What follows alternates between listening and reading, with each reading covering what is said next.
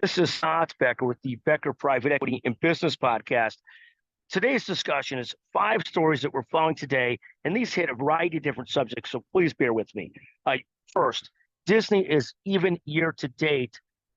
This was supposed to be the great comeback of Bob Iger, who basically got rid of his successor and brought himself back. Now he's back to looking for the next successor. Being the next successor to Bob Iger is like being the next successor to Joseph Stalin. You better watch your back. But in any event, Disney is still struggling and up even down about 1% year to date and not quite moving in the right direction yet. Second, Kamala Harris, constantly trying to figure out this right spot to approach the electorate, is now saying that she's not going to ban fracking. Of course, fracking was one of these things that the progressive left absolutely hates.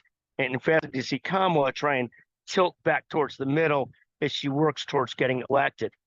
Third, on the political scene, President Trump, the latest is he's deadly serious about tariffs.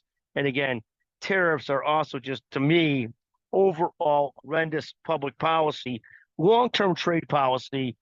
If we want to have peace in the world, we better have trade in the world. This concept of constantly batting down the hatches with trade wars, to me, is an absolutely horrendous thing. If Bob Iger's not the comeback kid of the year, Mark Benioff, our 4-story, is probably the comeback kid of the year and the constantly comeback genius. Really a brilliant person. I put him in the same category in comebacks as Michael Dell. Here's 2 folks that have driven this so hard with so much success for so long. Mark took one short period away from total leadership at Salesforce.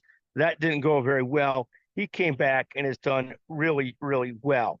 The stock is still down about 4% year to date, but at the end of the day, Salesforce performing well and still in great shape, and that's where sort of they're at.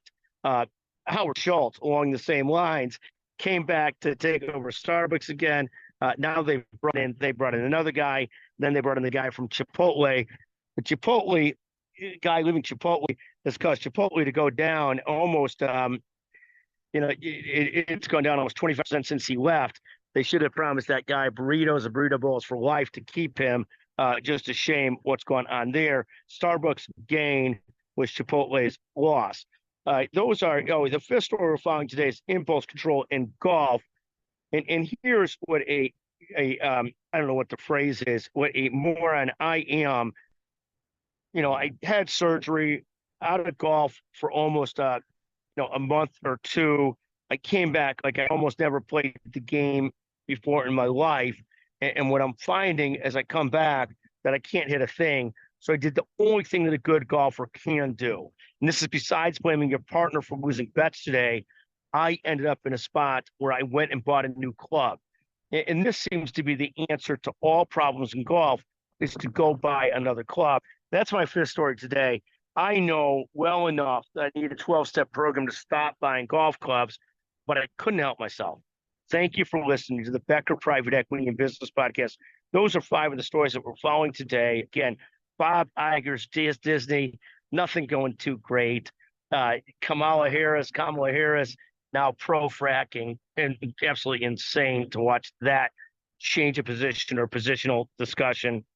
Donald Trump, pro-tariffs, also absolutely insane long-term foreign policy. So those are 2 whammies to those 2 presidential candidates. No offense to anybody who's a fan of either of those.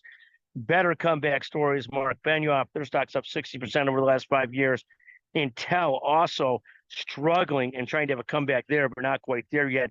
Howard Schultz did lead a pretty good comeback at Starbucks. He's now gone.